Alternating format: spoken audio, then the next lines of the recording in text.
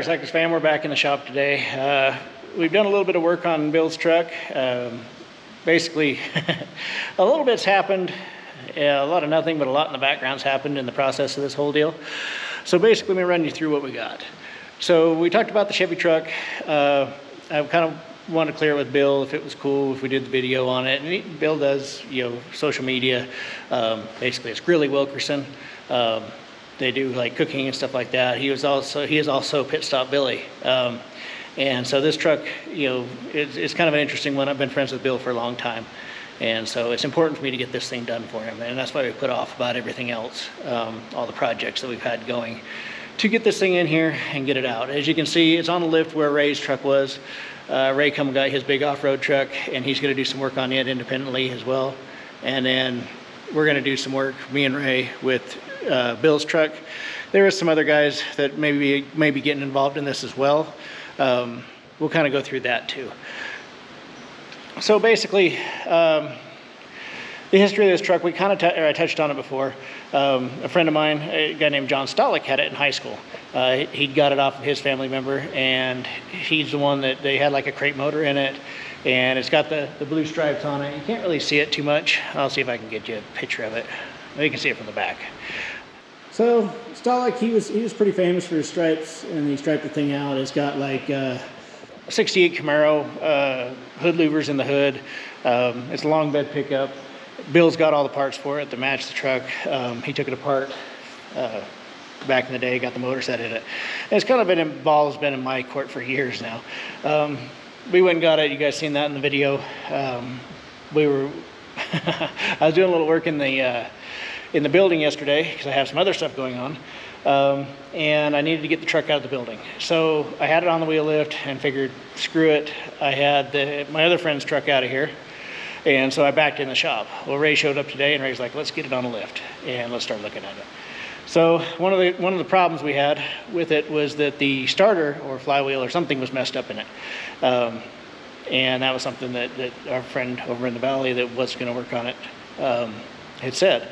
And so that was our first thing. We got a good battery in it. We tried cranking it over, and the starter was hitting real hard, like click, click, click, like, but it was cranking. And so it can be a bad battery when that happens. And so we checked it out and switched batteries, and that wasn't the case.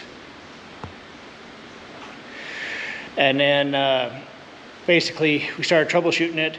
We picked it up, we looked at the flywheel, or the flex plate, everything's a flywheel to me. But we looked at the flex plate, and the teeth were a little bit screwed up, not bad enough to cause what the problem is. And so we figured we'd check the starter. So we pulled the starter off, we put it on the starter test machine, and it did that. The Bendix would kick in and out a whole bunch. It just would chatter, as it was cranking. And so we went and got another starter, put another starter in it, cranks over good, and then we started going down the line. We'd seen where the fuel pump, when we were cranking it, we could hear the fuel pump wasn't kicking on. So we started trying to track that down a little bit. The 12 volt constant and 12 volt switch wires are not hooked up, and so that's another part of the mix that we got to go through too. So Ray was doing a little tracking down some plugs and some stuff so we can plug it straight into the fuse block. So everything's done right and clean.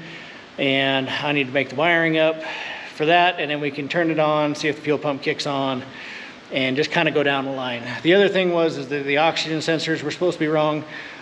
We got under there, they plugged right in. So I don't know if our friend over in the valley had changed them, or if it just was a mistake or confusion or whatever, but the oxygen sensors are good on it now. I'll run you through a few of the other little things. So it looks like a little bit of a menagerie with the wiring, because we're hybriding two harnesses together. So we got the factory harness that's right here, and then we got the aftermarket harness that's all this stuff here. It's a HAL EFI harness for a 99 Vortec 454, and it runs through the firewall, as you can see up there in the hole. We will have a grommet on that eventually, but right now it's just kind of ran as it goes. We still have yet to fire this up in this truck. We got the temperature sending unit wire run down here, and then there's a oil pressure wire. That's the brown one right there that you can see. That one will go to an oil pressure sending unit, and those will be for the gauges and the dash. As far as the interior is concerned, it's going to look stock, and then it's up to Bill to do whatever he wants to with it after that. But we're going to hook everything up so that the factory gauges all work, speedometer. It's running a Hydromatic 375, which is a hybrid between a turbo 400 and a turbo 350. And it should hold up, hopefully. But the gauges, it'll look factory. The factory shifter fits, the factory drive shaft fits. When we got the truck, it had a small block in it with a turbo 350. So it had a turbo 350 drive shaft. The turbo 375 runs the same drive shaft as the turbo 350. So really, it's not too bad. We're gonna start getting some wiring done and then see what we can do to, get this thing fired up, and we're gonna take you along. And we'll go through this thing, piece by piece, finding each problem, fixing each problem, and then getting this thing fired up. It shouldn't be that big a deal. Most of the wiring, everything's plug and play. You hook up like 4 wires, and it's not a big deal. It shouldn't be too big a deal. So we're gonna try that, and we'll just keep going. I'm gonna start working on the 12-volt constant and 12-volt switch wires so that we can get power to the computer, power to the fuel pump, make sure all that stuff kicks on. And then we'll run into problems for sure, but we'll overcome them. So this truck ain't leaving until it drives out of here under its own power. So we're gonna make that happen. We're back in the shop today, and it's a Saturday. I'm on my day off, as you can tell. I'm wearing a regular shirt. We're not doing a whole lot of work in the shop today, but we're doing some stuff on Bill's truck. And I'll run you through what we got going and where we're at right now, and then kind of go from there. So, as you can see on here, we took the supercharger off. We've left the bracketry on it. We're going to fight one problem at a time, because fighting a supercharger and tuning and getting this thing fired up and everything is all just too much of a project to do with a bunch of different stuff going. The other thing you'll notice is the air intake. We took all the supercharger hoses off. They're on the bench over there, our table. We went in and I just robbed this off of a Suburban, and we got the air intake temperature, we got the mass airflow sensor. The important thing is we just needed these 2 sensors and an air filter on it, so we could fire it up without it. So all that's put in place. It's not even like really bolted down, it's just kind of sitting there. But it'll be good enough to get our initial startup done. The next step, because I don't remember where we were at on it when we took it to my friend over in the valley, and I don't know what he got done on it. So we kind of had to just kind of go over everything a little bit at a time. My next step was to do check fuel pressure. So basically, I couldn't remember whether we had put a high pressure pump in it or in the tank, or if it still had the TBI pump in it. I didn't remember whether I told Bill to order the high pressure pump and we put it in, or I didn't know if there's a high pressure pump in it. So we checked over the wiring for the fuel pump, and it is wired and set up. And basically, we ran some temporary wires for the computer in here. I think I ran you through some of that. But we just got temporary switch wire and 12-volt power wire to power up the computer when we need to. And so then the next step was check the fuel pump, make sure it works. And so when we turn it on, it does work. And it does go on and off with the key. It cycles when you turn the key on. It does cycle for like 2 seconds when you turn the key off, like it's supposed to. So we know that the power's right. We know that the fuel pump's working right. And so then the next question is it the right fuel pump? Are we gonna have 30 pounds for like TBI? Or we're gonna have 55, 60 pounds for like Vortec fuel injection? So we put a fuel pressure gauge on it, and I just cycled the key a couple times. And we're running about 55 pounds. That should be enough to fire up the fuel injection. A little bit of a walkthrough just to see what's wired, what's not. We'd already talked earlier about the starter being bad, and so now it cranks over. We don't have a wire going from the back of the alternator to the battery, but we don't need it. I'm just running a charger on it all the time, pretty much. So far, everything looks pretty good. Didn't really see nothing too out of the ordinary on this. The EGR stuff's not hooked up, and it's not going to be on this truck. So yeah, we just go through and the resistor here is a little warm, but the key's been on for a while, so that's okay. We're making sure that the throttle position sensor's hooked up, the intake air control, idle air control solenoid's hooked up. Just kind of looking over everything to make sure it's what we need it to do and where we need it to do. So the next step after that was try and crank it over and see if it would fire. It didn't. It does crank over pretty well. It sounds pretty good, but it didn't fire up. So the next thing to do after that is we hooked up the laptop with the HP Tuner software. We downloaded the program to see if the VATS was disabled, like we were told. It definitely was. Go through the program, make sure that it didn't have any codes that were holding it out, at least to start with. So that was good. All the codes were good. I took and put my ZR Pro scanner on it and checked out everything on that side of it, cranked it over with that. We could see the crank position sensor and the RPMs go up. We could see that all the sensors and everything seem to be doing what they should be. It seems like it should start. So where we're at now basically is we're not getting fuel. We've checked, made sure we got spark, we got rotation. I don't believe we got fuel. That seems to be what's holding this out right now. So I'm just looking over everything before I start digging into the fuel. It could be a couple different things. We could have something unplugged, like the fuel injection system, but it should show a code, I think. It's hard to say with this 99 computer because the black box is kind of it's dumb. It's so dumb that you can't do a whole lot of good with it. So I don't know what it will tell me for codes if I actually have the fuel injection unplugged or if something's wrong that's holding out the fuel. Or it could be a startup inhibitor. The VATS is disabled, but that's not saying that there isn't something else in the system that it's looking for to keep it from starting. All right, quick little update here. Basically, I went over everything, made sure the fuel injection was plugged in, didn't see no problems there, checked everything else, made sure it was plugged in right. Didn't see no problems with any of that. So I got a couple things. I have some fuel injection nodes, but they don't work because everything's hiding underneath the top here. I can pull the top off and check it out, see if the fuel injectors, what's going on with them, if they're powering up or whatever. The other thing I got is I need to get the pin out and we can check the power for the fuel injection as well. I'm going to get on HP Tuners and see what the program looks like, see if there's some sort of startup inhibitor that is doing this. So I'll get back with you on that. All right, so we're back here. We realized we went through all the testing and troubleshooting, looked at all the Howell EFI stuff, and basically it was acting like it was not getting fuel. I couldn't tell whether the computer was telling it not to have fuel or not. We did get the number 2 injector plug off and put the Noid in it, the light that flashes when the fuel injection pulses, and realized that the fuel injection is triggering. And after that, we got it to start trying to hit, but I think the injectors have bad fuel in them, and the motor sat for like 10 years. And so we're gonna clean the fuel injectors up and go through some of that stuff. In the process of pulling off the fuel injectors, we did come across the fact that it has a bunch of old gas in the fuel rail and stuff. I didn't really think that there would be much in there, but I guess even after 10 years it still does.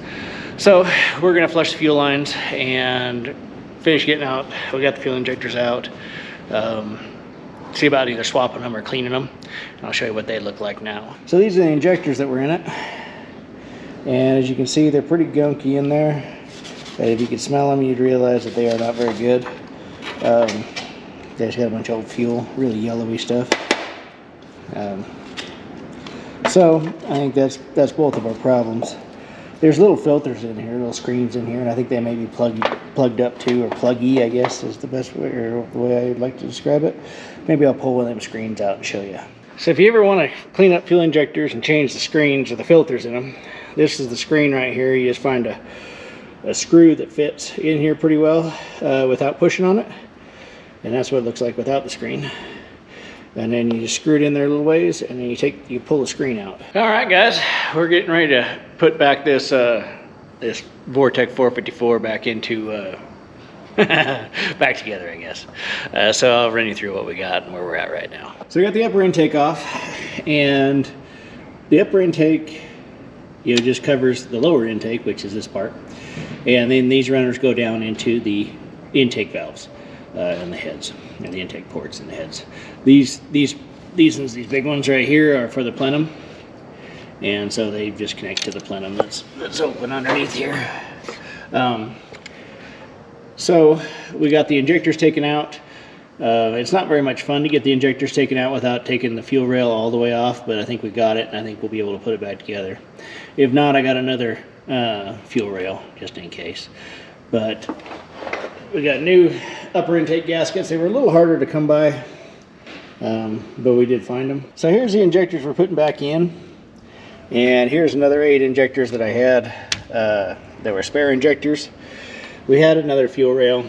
We have a whole nother engine that we took some parts off of. I'll show you the upper intake too. We had a little question on it, and it's better to err, I guess, on the side of caution. And so,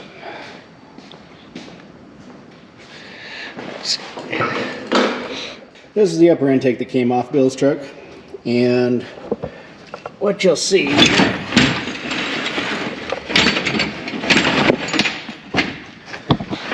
is right here on this edge, there's a little ghost of a crack, and you can kind of see it's got a little oil wetness to it. It's just a tiny ghost of a crack, and I'm not sure how bad it is, and it wasn't, you know, causing any issues when it was running, but we're going to change it since we got it off anyways. Here's the upper intake we got off the other motor, so we're going to use it on Bill's truck. Got it all cleaned up and washed up. So we're going to put the injectors in, put the fuel rail down, get it all bolted down, get the upper intake on it. Probably run a little more fuel through it. I think really what it come down to is it had bad fuel, and it had been sitting for about like 10 years. So I think the fuel in the fuel rail was pretty crap, and I think the injectors were a little sticky. So we went through and we flushed the injectors and hit them with some carb cleaner. Opened them up, sprayed carb cleaner through them to flush them out, make sure they work, make sure they shut off. 7.4 Vortec fuel injectors are kind of notorious for being, I don't know, not the best. But I think we got 8 fuel injectors that'll work just fine on this one. So we're gonna put it back together and see. All right, so we got the fuel rail back down and everything's finger tight in there. The injectors are all in. They are able to swivel on them because they are on O-rings on both sides. So that should be good. I'll put the injector keepers back on it. And we should be good. So we'll just keep moving ahead. Well, we could name it something. It looks fairly robotic. Like, it's a pipe wrench. Would that be a PC thing if we were like, Robo Clamp? You see it? Is it robo? It's robotic looking. Robots gotta come from somewhere, right? That's robotics. Yeah, but it starts from primitive stuff here. A primitive robot? Yes. I'll think on that one more. Need to put tools away, get everything cleaned up here, and then we're gonna run some fuel through it. Fluffy, get that, Mom. That's good. Fluff it up. All right. Now what do you want? Okay. Why don't we just put this on the bucket?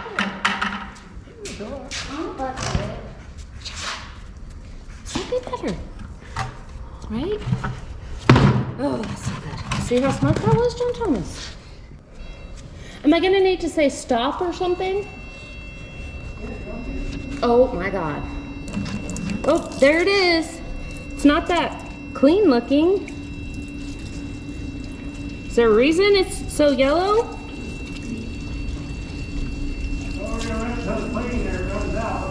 No shit, it looks like pee. Seems like it's kind of clearing up. Still has like a yellow stream in there. No, it's still pretty yellow. Yep, we're gonna check fuel pressure. Okay. I'm gonna cycle the key for me. Sure do. Turn it on, leave it on until you hear the pump stop. Is it on? It's on. Turn it off. I heard it. Turn it on. Bump the ignition a little bit. What? Bump it over a little bit. There we go. All right, I guess we want to try and start it. I can't think of anything we're missing here. We got fuel pressure. All right, turn the key on. Make sure we're not dripping fuel anywhere or spilling it. Don't see anything out of the ordinary, don't hear nothing. No, we didn't take apart a lot. Well, we took all the fuel injectors out, so Oh shit. Okay. we got to make sure they're all sealed. So just be sure to tell me when to turn it off.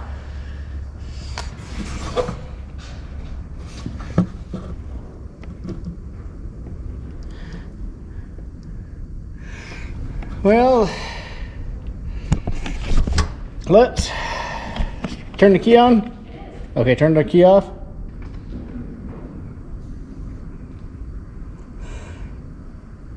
Turn the key on. All right, crank it a little bit. If it starts, shut it right back off. Okay, That's good. that's exactly what we wanted to happen. So what? So let's start it up. Okay. And we'll let it run a little bit. It has oil, it has antifreeze, so we're good on that. Here we go. Yeah.